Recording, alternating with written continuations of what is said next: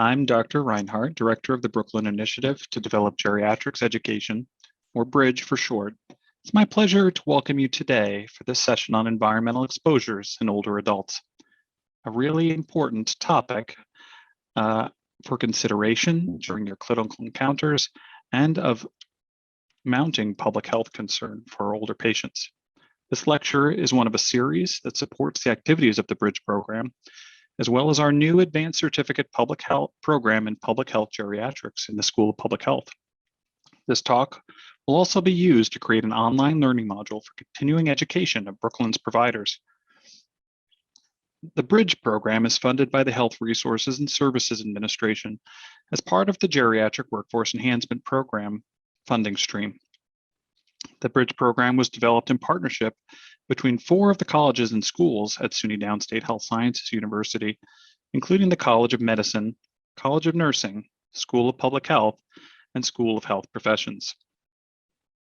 This truly interprofessional partnership of our colleges and schools is complemented by our outstanding partners in the community, including New York City Health and Hospitals Kings County, Brownsville Multi-Service Family Health Center, and the Fort Greene Council's network of 13 senior centers throughout Brooklyn. The overall goal of the BRIDGE program is to provide the education and support needed for Brooklyn to become an age and dementia-friendly place for our senior neighbors to obtain their health care. It's my pleasure today to welcome Dr. Lori Hoepner to speak on the important topic of environmental exposures in older adults. Dr. Hoepner is Assistant Professor of Environmental and Occupational Health Sciences at SUNY Downstate Health Sciences University, School of Public Health.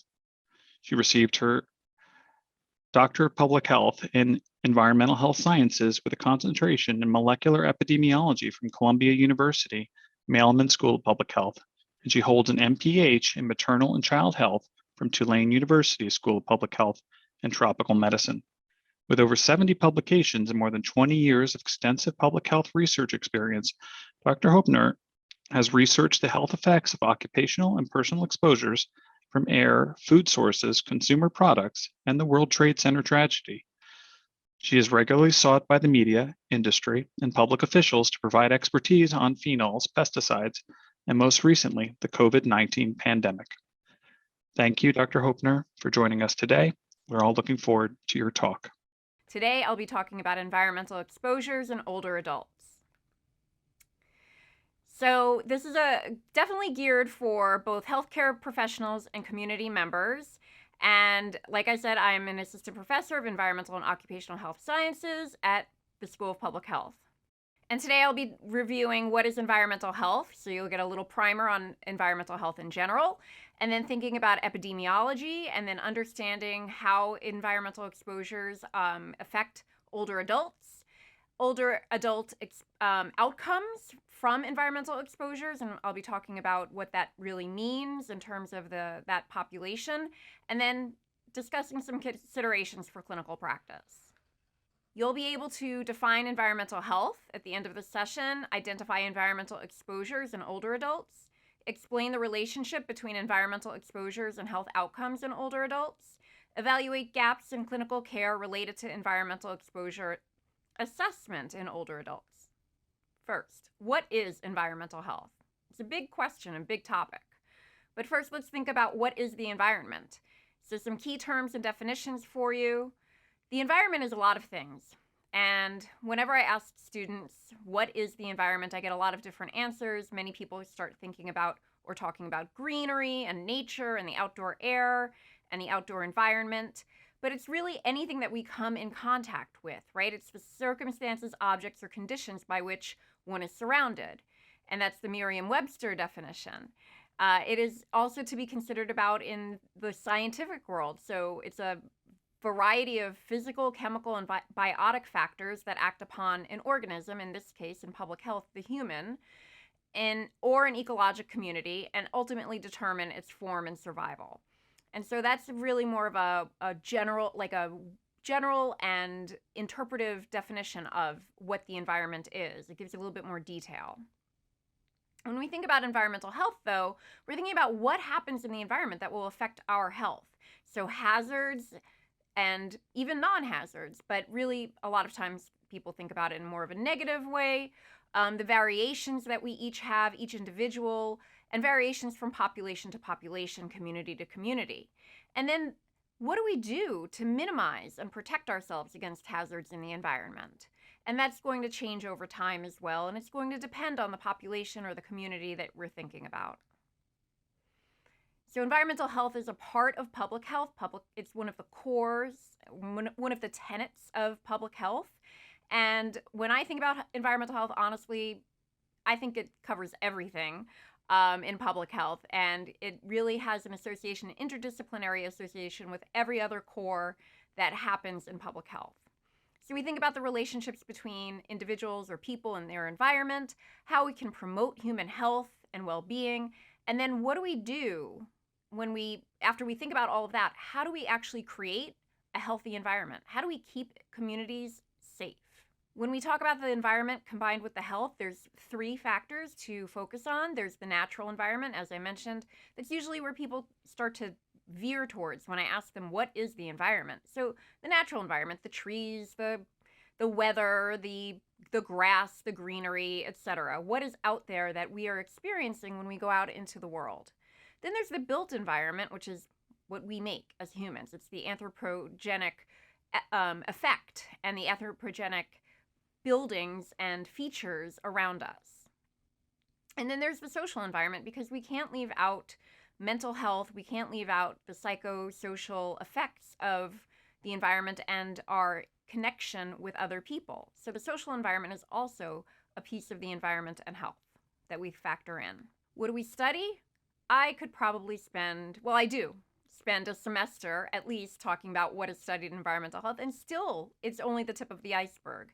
I could probably talk for years about what we study in environmental health and cover every topic.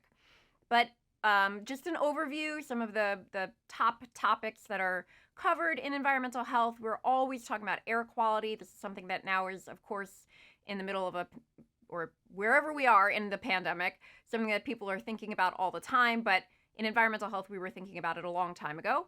Water and sanitation, chemicals and radiation, or toxicology, which is a branch of environmental health. It's also practiced in clinical practice, but we think about it in environmental health as well. The built environment, which I just mentioned, which is everything that we've made and created around us that is human-made. Climate change, or some may be calling it also climate crisis, climate emergency. What is happening in terms of weather patterns and extreme temperatures? And I'll be talking about that more also. Infection control and outbreaks, or epidemics or pandemics, they are indeed environmental and a concern in environmental health. And occupational health is much like toxicology. It's a branch of environmental health, or a factor in environmental health. So we, of course, have our social environment and the environment that we choose to put ourselves into, and then the occupational environment that we may not have as much control over. As a reminder, maybe, or just to point out, Healthy People 2030 has a specific goal and objective in terms of environmental health: to promote healthier environments to improve health. And those objectives are to reduce exposures. As I mentioned at the beginning, we want to reduce exposures and make healthier, safer communities. To reduce heat-related outcomes, so now we're starting to think about extreme weather and heat outcomes in terms of healthy people. And compliance with the Safe Drinking Water Act, or SDWA. And as we've seen in the past decade, there's a lot of concern about water, and we know from the Flint water crisis that there's definitely issues with potable water for us in our cities, in our urban areas, and also well water. Neighborhood and built environment is also an objective. Air and hazardous sites, toxic pollutants, and specifically in Healthy People 2030, they talk about schools. And then finally, transportation. And just like we've seen with the COVID-19 pandemic, there are issues in terms of commuting and transportation and access to transportation and reliable transportation and the health of our transportation system. So one of the goals is definitely to increase mass transit commutes, because that will reduce the burden in terms of climate change, from air pollution, and from vehicles on the road. So I told you I would be talking about epidemiology and the overlap with environmental health. And so what does that really mean? So I had mentioned that toxicology is one way to consider environmental health, but epidemiology is fundamental to environmental health. Most of our studies in humans are observational in nature. So we have to think about epidemiology, which is the study of the distribution and determinants of health-related states and events in populations. And so you can really drill down with epi, but it is a way of observing populations, a way of determining in environmental health exposures and outcomes in a given population, a defined population. And it's also how we can apply the outcomes that we learn about into the control of health problems. When we combine it, so that's just epi by itself. When we combine epi with environment, so environmental epi, we're definitely thinking about disease states and how they relate to exposures. So disease states and health conditions in population and their association with environmental factors. And I'll tell you that a lot of the times what you'll see in studies is that we're thinking one-to-one. One exposure, one outcome.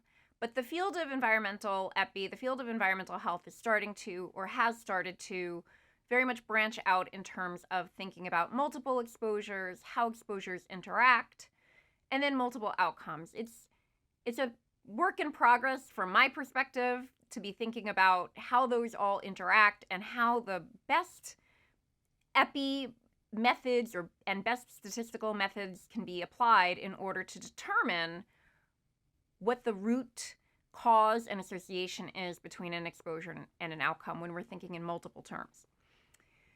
In environmental epi, because we're talking about human exposures and we're talking about observational studies, they tend to also be involuntary. So we're tending not to put people into experiments. We're not tending not to have people in situations where they're forced to be exposed to something. But these are just exposures that are around us every day, all day long. And how do we study them? And what are we learning about those exposures from everyday exposures? And as I've mentioned, these are also included in the occupational environment. So whether involuntary or voluntary, or perhaps not even known in the occupational environment. And again, less control in that situation, usually. So some contributions that epidemiology has had to the study of environmental health: population-based studies. So we know that we have better data, we have good data when we're looking at populations and studying the associations between exposures and outcomes. We know that we're looking at observational data when we're dealing with epidemiological research and epidemiological methodology. EPI has provided study design methodology to environmental health studies, and it helps with understanding the descriptive and analytic studies that are involved in environmental health.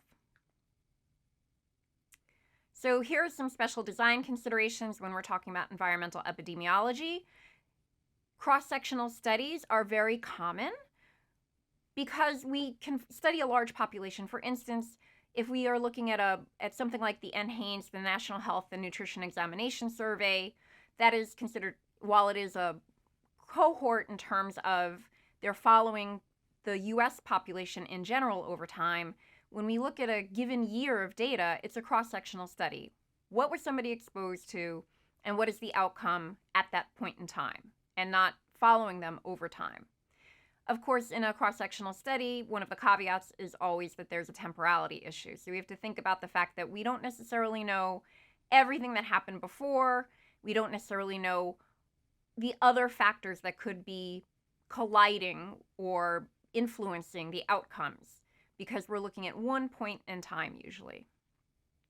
Molecular epidemiology is a sub-focus or a subfield of epi that is very specific to environmental health. It's actually what I've been trained in, and we are looking at biomarkers in humans. We're thinking about all different kinds of biologic markers. For example, urine, blood, DNA, hair, nails, teeth. There's so much information that can be provided by each of those biomarkers. Some are more invasive than others, And it really depends on the study, what it is that would be the best matrix, perhaps, for getting that information that you want from a human. And also thinking about exposure mixtures, whether, molecular epidemiology is where we would be thinking about our exposure mixtures, but also what are the best matrices for evaluating those mixtures? Could everything come from blood? Could everything come from DNA? It really depends on your research question, and it depends on your study design, how invasive your population will allow you to be.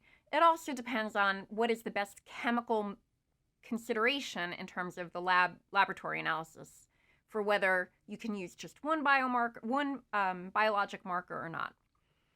Environmental toxicology I've referred to also, and this is where we're talking about risk assessment. And this is also where some experimental design comes into play, because this is where you might see animal experiments or cell experiments in order to determine the conditions for dose response. So the dose of an exposure, which is something that we can't necessarily experiment on humans or determine definitively from humans. So it's much easier to do that in a toxicology lab. And then latency is something to consider. It's something to consider in all of epidemiology, but definitely in environmental epidemiology. As I mentioned already, there's temporality issues with cross-sectional designs, but we always have to think about the latency of a design.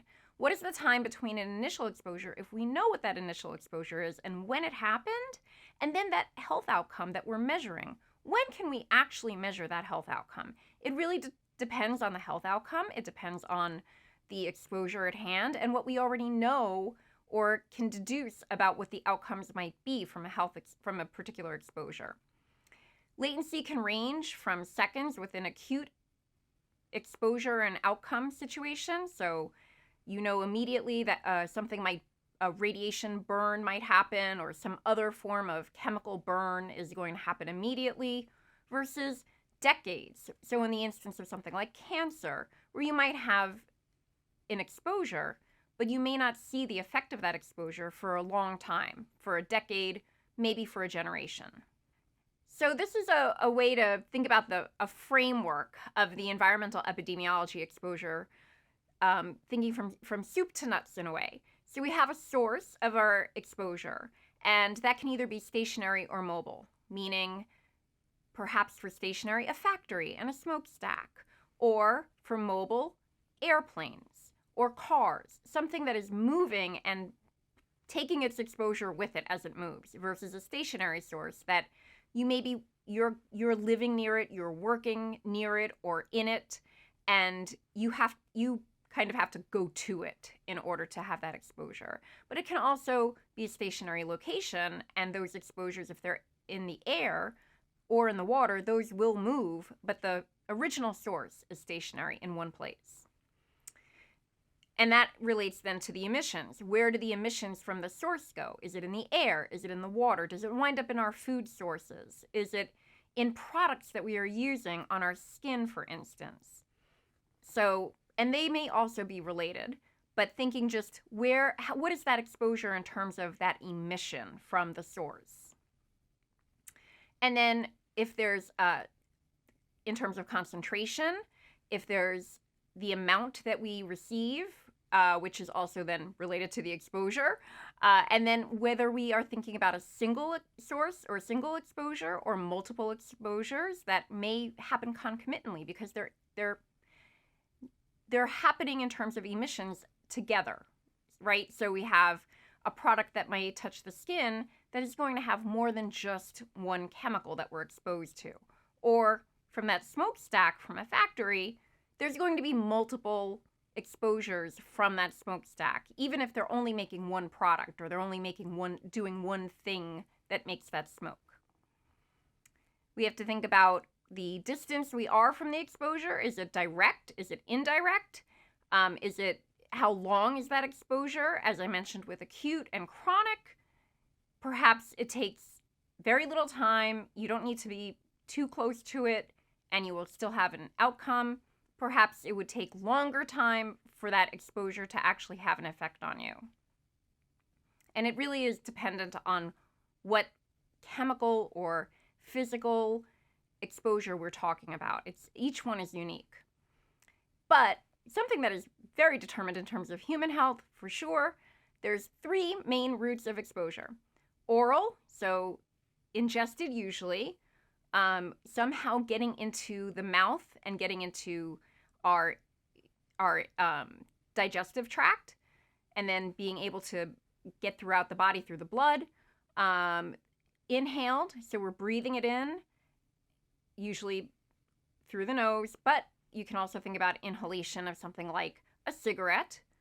Dermal, which would be the skin. So whether we're touching something, whether we're applying it intentionally to our skin, that's going to potentially be a route of exposure. And of course, like anything else, these routes of exposure can be combined at the same time. It just depends, again, on what the exposure of interest in is. And I'll be getting to that too. I'll be giving a few examples. Then there's, in terms of dose, there's a variety of ways to measure dose, but really definitely thinking about internal dosage. How does it get into our body? How much gets into our body after exposure? And then what's the biologically effective dose? After we experience this exposure, how much does it take from that internal dose to have an effect? And then finally, the health effects, whether it's something that will happen acutely after exposure, whether it happens over time, and then we wind up with a chronic outcome, such as asthma, cancer, obesity, diabetes, something that needs to be controlled at a chronic state, or whether it's something acute, such as an infection or a rash or a temporary cough because there's something in the air, your lungs clear it, and then you're okay. And I'd like to just talk about who some at-risk populations are. And this is not an exhaustive list, but definitely we're talking about older adults today, right? We're finally getting to that part. But I have them asterisked for a reason. There's other at-risk populations that I just want to point out. There's pregnant people, children, and adolescents, and I have them asterisked also, and you will find out why in a moment. Underserved populations and individuals with chronic illness. These are among the at-risk populations that you may see in the literature. There's a focus on ensuring that those populations have environmental justice, have reduced risk of exposure, and that we're considering them in our design of studies. Now, the reason I asterisked the older adults and the pregnant people and children and adolescents is because they actually, of course, that's all dealing with age, and age falls on a spectrum. And there's something called the developmental origins of health and disease theory. It's also, once upon a time, the original person who developed this theory, his last name was Barker, and it's also been referred to as Barker's hypothesis.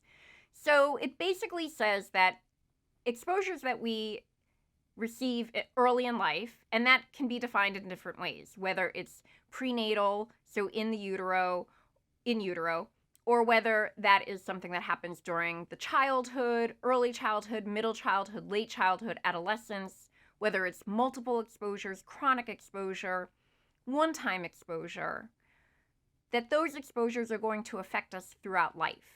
So adult onset health outcomes may be, depending again on the exposures, may be associated with an exposure that happens early in life, and then you carry it through your life. And there's another sort of off-the-cuff type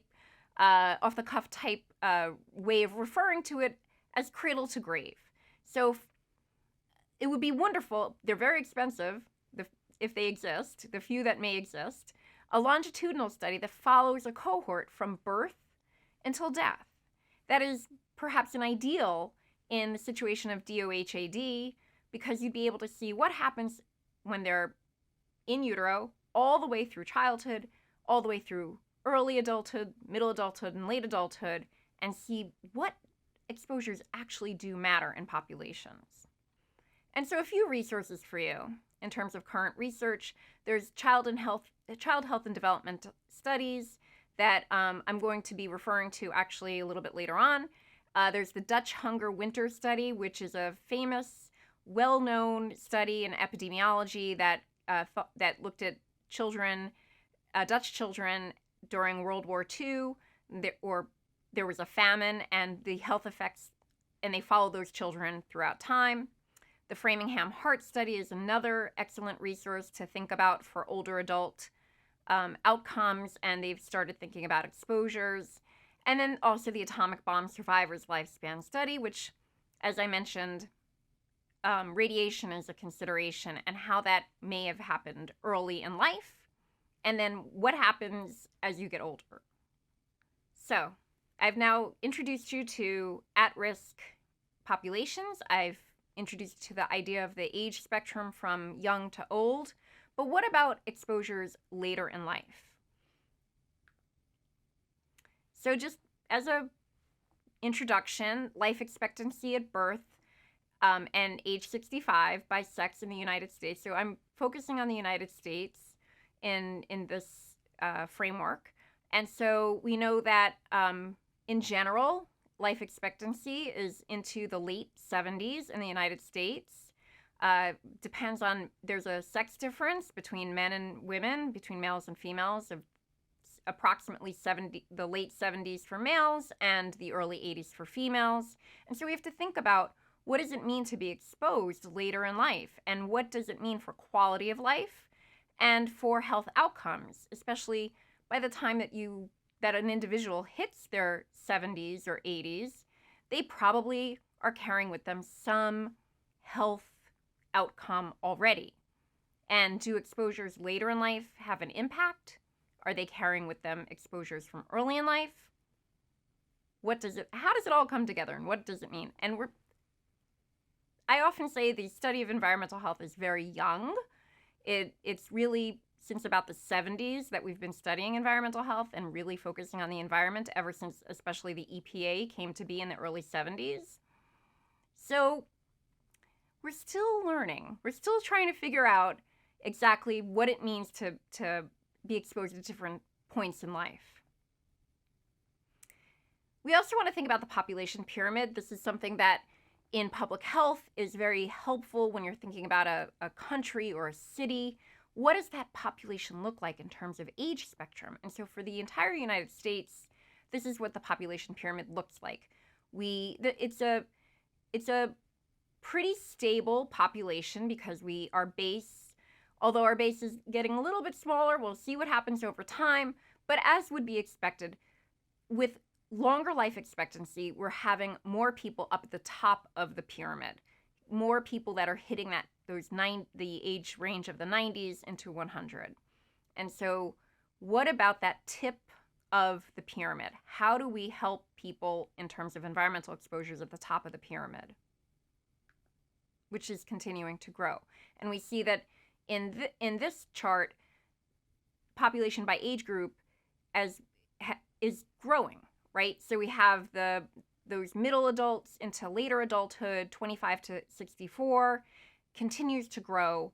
And just above it, the 65 plus year olds are also continuing to grow. So there's a renewed focus in environmental health shifting towards the older population.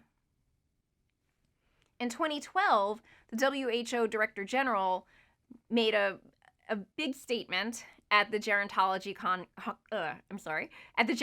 Congress. She said, being in the older age group is becoming the new normal for the world's population. Our seniors are now our biggest age group. And within the next 5 years, so she was predicting from 2012 to 2017, for the first time in history, the number of adults aged 65 and older will outnumber children under the age of 5. So we are starting to see a shift worldwide, potentially in those population pyramids that I just showed you for the US. So we know an already at-risk population for environmental exposures is growing on a global scale. And we really have to think about not just what their exposures were early in childhood, but also how are we helping those people? What is going on in the built environment? Because the built environment is part of environmental health. How are we ensuring that their health is taken care of and that outcomes aren't made worse or new outcomes don't develop? For instance, with the built environment, are spaces and pathways available that encourage older people to keep fit and active? This is an important question in clinical care too. It's a great question to ask older adults when they come in for care. What is your environment like? And to think about whether or not something can be done in terms of facilities. Are there accommodations and modifications that can be made to facilitate and encourage exercise? And also, is there something about their housing? Because that's where people tend to spend a lot of their time that will compensate for declining functional capability. So reduction in physical capability. Are there ways that we can accommodate the built environment or change the built environment to make it easier for mobility, like traffic lights being timed specifically so that older adults can get around easier? So while we know that exposures can be chronic over the lifetime, they may start in utero, they may start in early childhood, they may start later in life. We also are thinking about mixtures of those exposures. Are the old mixtures, new mixtures? There's new chemicals that are put out onto market every day, at least in the United States. So there are older exposures that have to be considered from when an older adult was young versus new exposures that may be coming about today as new chemicals are developed.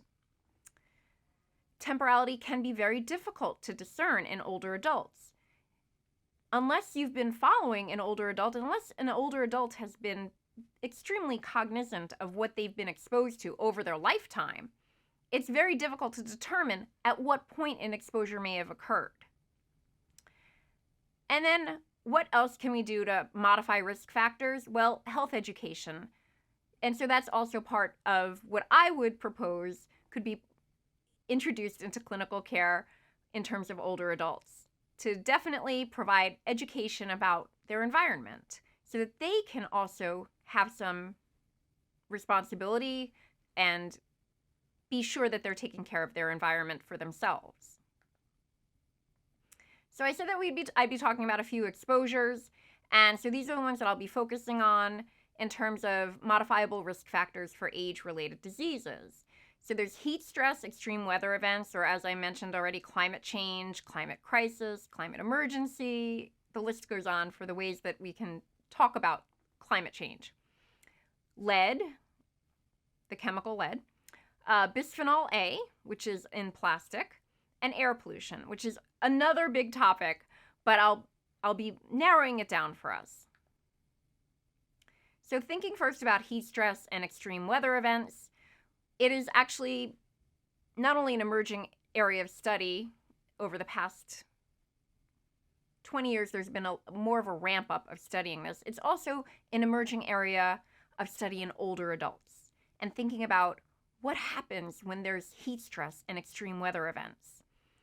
Urban heat islands are something to think about, especially in our population of older adults where we have to think about what is their access to cooling centers, what is their access to air conditioning, how do they remain cool. Dilapidated housing is also an issue when we think about not just heat stress and insulation, but also extreme weather events, and whether or not an extreme weather event like a hurricane or a tornado would affect their ability to not have a negative health outcome from an extreme weather event, and whether they are protected in their housing. So infrastructure considerations, much like housing, when you have flooding, what happens to mobility? Older adults are less mobile in general, and how can they get around once an extreme weather event has occurred? If there's transportation access issues, that's an environmental exposure. I mentioned access to cooling centers. And then also, when there's an extreme weather event, there could be a problem with access to food. An individual may already live in a food desert, but then if there's a problem in terms of climate change, where there's short-term access to food availability, how do we solve that problem? Lead has been around for a long time, and there's been a variety of regulation with lead that has tried to reduce exposures to lead. However, when we're thinking about an older population, we know that the regulations that have been put in the 1970s and beyond in terms of lead would not necessarily make a difference to exposures that an older population may have had in younger life. So another issue with lead is that it is stored in bones. So if you are exposed to lead, it will deposit in bones. It will also be excreted, but it will have approximately 20 to 30 years half-life in your bones. And in adults, approximately 80 to 95% of retained lead is kept in the bones. It eventually will come out, but exposures will remain in the body.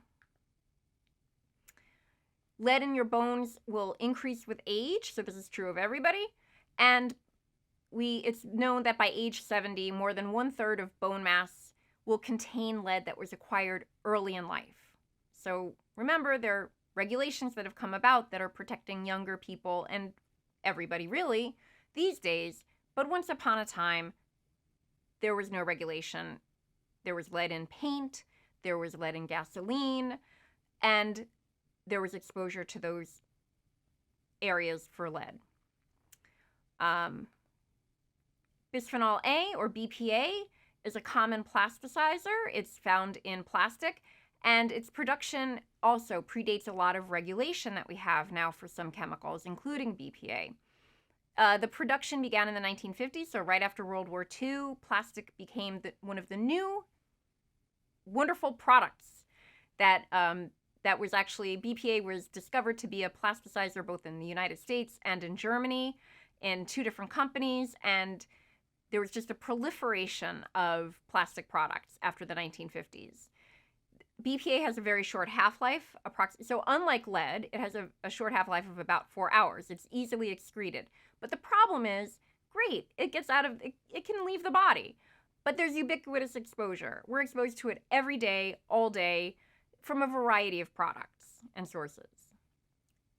Diet is considered the main route of exposure for BPA because of food contact in our plastic serving utensils and serviceware and linings and cans and other food containers.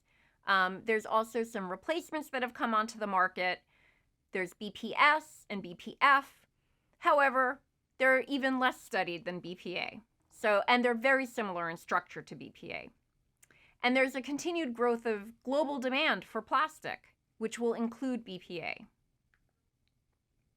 Air pollution, again, a big topic, but to boil it down, so there's stationary sources and mobile sources of air pollution. I mentioned smokestacks earlier. I'd mentioned airplanes and cars earlier. So we can think about all the different ways that there's pollution that can get into the air, but there's also not just things that we make, that humans make, anthropogenic sources. There's, of course, natural sources. So there would be air pollution, what we might consider air pollution no matter what in the world, volcanoes and sandstorms and a variety of other naturally occurring events that would create air pollution that would be of concern. But we have added to that mix. ETS, or environmental tobacco smoke, I mentioned earlier, inhaling environmental exposures, and so cigarettes are one way, of course, but there's other ways of smoking tobacco. There's other methods besides cigarettes. And there's a number of pollutants that fall into the air pollution category. PAHs, or polycyclic aromatic hydrocarbons, heavy metals are in the air, particulate matter. So that's basically just the size of a pollutant that can get into the lungs. And it can be a variety of things if it's not a specific chemical. Black carbon, ozone, sulfur dioxide, and nitrogen dioxide are common air pollutants that are studied at a large level. And then built environment and how we use the land, those can be other factors related to air pollution. Just think about next time you see a roadway being paved with asphalt. That's built environment, that's land use, and that's air pollution. So I've covered some exposures. I've talked about older adults, and now I'm going to try to pull it together for you in terms of outcomes in older adults from environmental exposures. The first exposure I mentioned was heat stress and extreme weather events. So, what are some outcomes that we see in older adults? Well, most definitely in heat stress, there's an effect on the central nervous system. And so we know that older adults are more susceptible to heat stress. CNS effects include memory loss, confusion, delirium. So when exposed to heat stress, we can start to see that there will be impacts on mental health. And then think about mobility, what I mentioned before, and access to food and transportation. These are major concerns for the older population when exposed to heat. In terms of the cardiovascular system, heat will increase the risk for a heart attack. So as we age, we are at potentially already at increased risk for cardiovascular disease, increased risk of heart attack, and perhaps one already has a history of cardiovascular disease, and now being exposed to extreme heat will exacerbate that. And that's often a concern when individuals have chronic disease, to think about exposures that may exacerbate existing disease or existing health outcomes. In terms of the gastrointestinal system, there's an increased risk of pathogens that could be from food source, that could be waterborne. It really depends on the population and what their living environment is in an urban area versus a rural area. There's also there's a documented rise in gastroenteritis-related death in older adults. So not only gastrointestinal health outcomes, but potentially death rates that could be attributed to gastrointestinal disease. And then thermal homeostasis. So just something very basic, but still a health outcome. There's a diminished ability for thermal homeostasis in older adults. And they have some difficulty with lowering their body core, the temperature in their bodies with sweat. So because of that, there's also a risk of dehydration in older adults.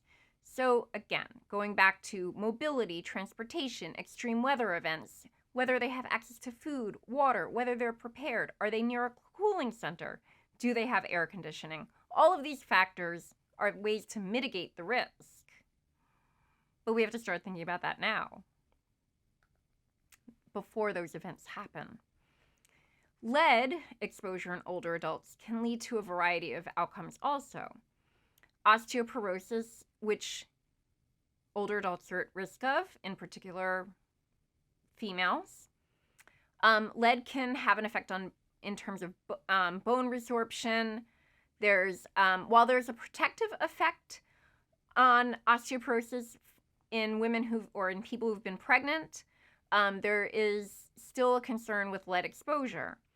It can affect bone mineral metabolism, and it can decrease mineral density or bone mineral density. There's already an increased risk in older adults of fractures and falls, fall being one of the number one causes of death in older adults. But when you add lead to it and you reduce mineral metabolism and mineral density, now you have an increased risk from fractures and falls. Lead will inhibit the activation of vitamin D and uptake of calcium. So there's chemical effects that lead will have in the body. And of course, that's going to be related to diet. And then there's neuropsychological effects. So lead is a well-known neuropsychological exposure, or a well-known exposure that has neuropsychological, neurodevelopmental effects, but also neuropsychological effects. So imagine multiple exposures right here. I just talked about heat stress and problems with cognition. Now, if you have lead exposure also, perhaps there's that dilapidated housing I mentioned. You have potential for cognitive problems. And this has been studied with lead exposure in older adults, that there's an impact on cognitive function tests.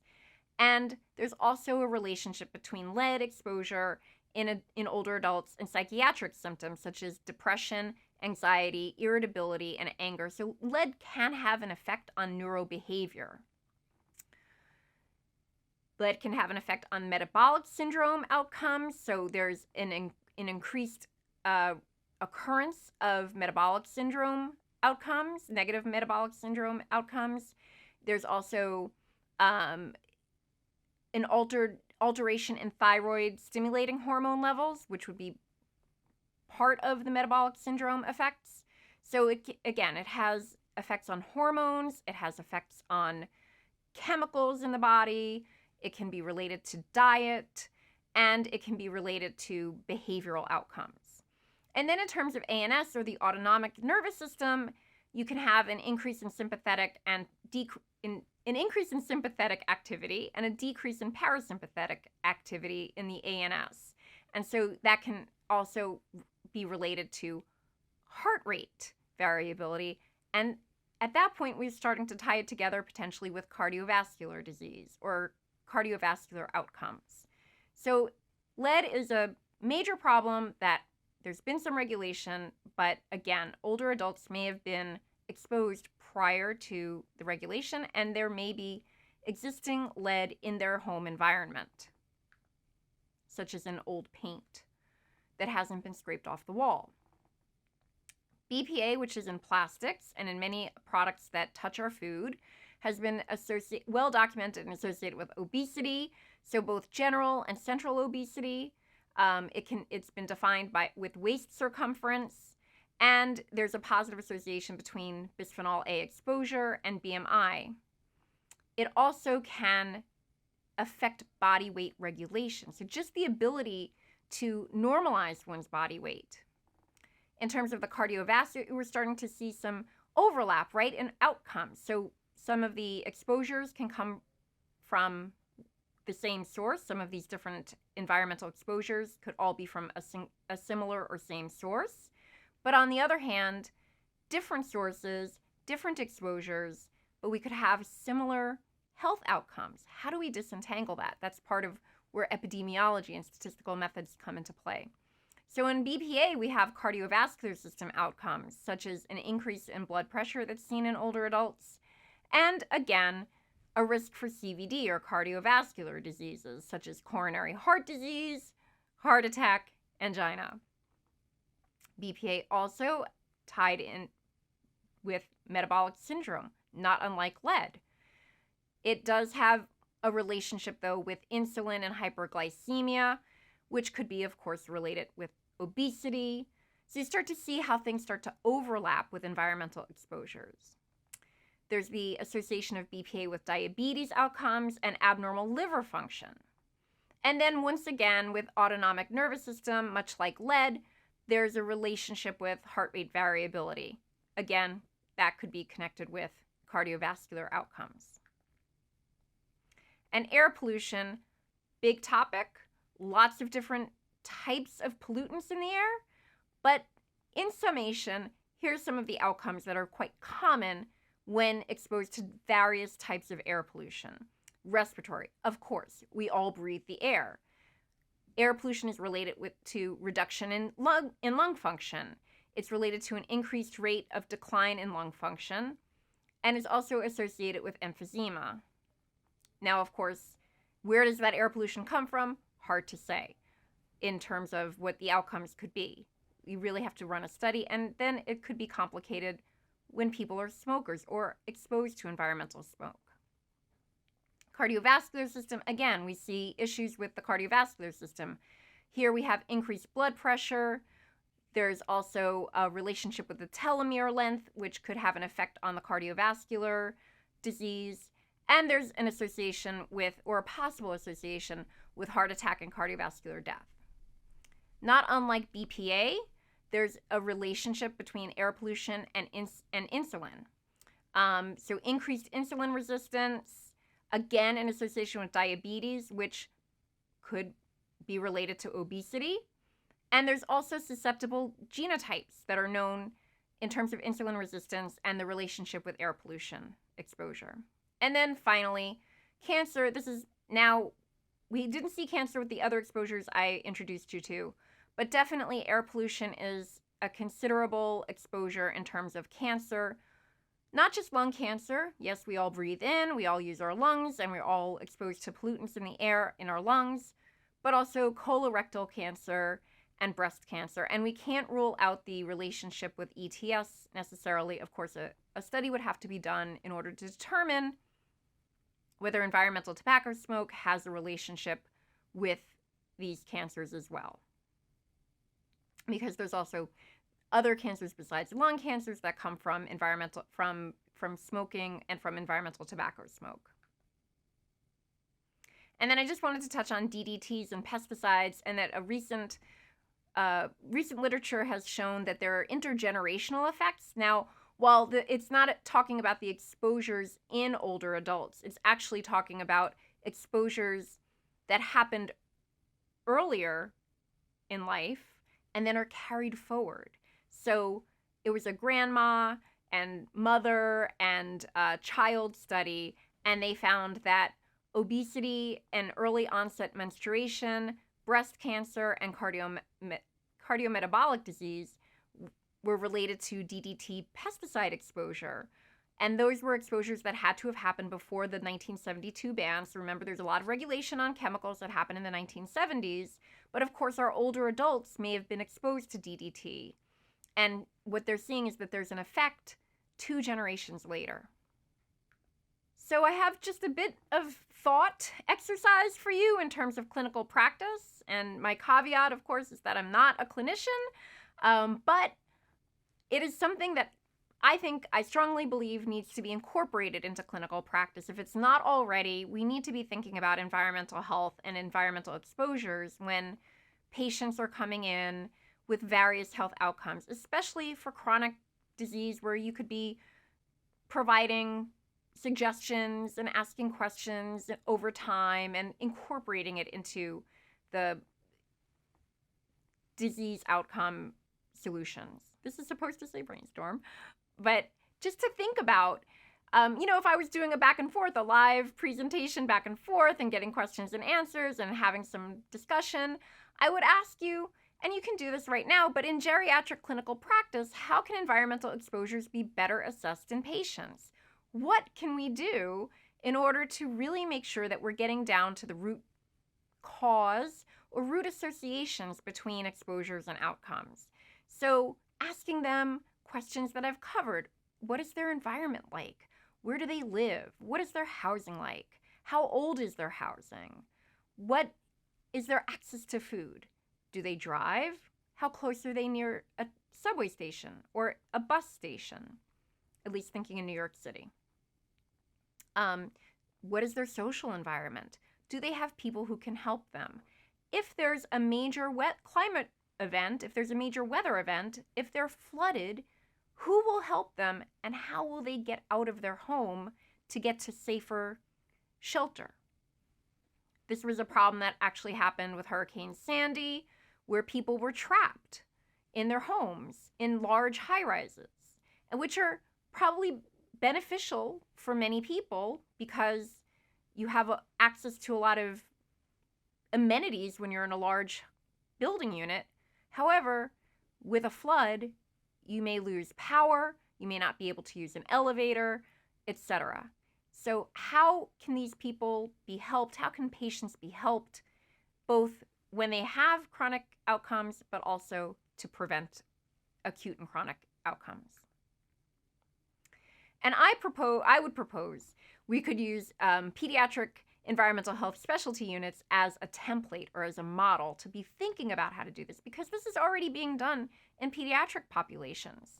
There's a national PEHSU. They have a health toolkit. It includes patient surveys, fact sheets, and webinars for clinicians. It's completely free. It's available online, and it's also user-friendly in terms of for the patients. So they can download onto their mobile devices, onto their computers. Their family members can also. And there's also free continuing education. And this is all developed from the Agency for Toxic Substances and Disease Registry, so ATSDR. There's the quality of life skill that could be used. As I mentioned, quality of life. What is happening in the older adult population? What is their material and physical well-being? These are all questions that could be asked. Their social environment, their relationships, their family. What about what makes them happy? Their personal development and fulfillment. Are they near a park? Remember green space? That's what everybody thinks is the environment. That's the first answer. What are their recreational potential in their neighborhood where they live? And how do they get to it? So I want to provide a few additional resources for some of the items that I've talked about. So ATSDR is available they're a part of the CDC, the federal government. The EPA, which I also mentioned, which started in the 1970s when a lot of regulation started to ramp up in terms of environmental exposures. The National Institute on Aging, of course, a wonderful resource, and they are starting to develop a lot of research with older adult populations and environmental exposures, as well as the NIEHS, or the National Institute of Environmental Health Sciences, which, of course, has a focus on research in environmental health. So hopefully you find these resources useful. And, of course, some acknowledgements. And that's it. Thank you.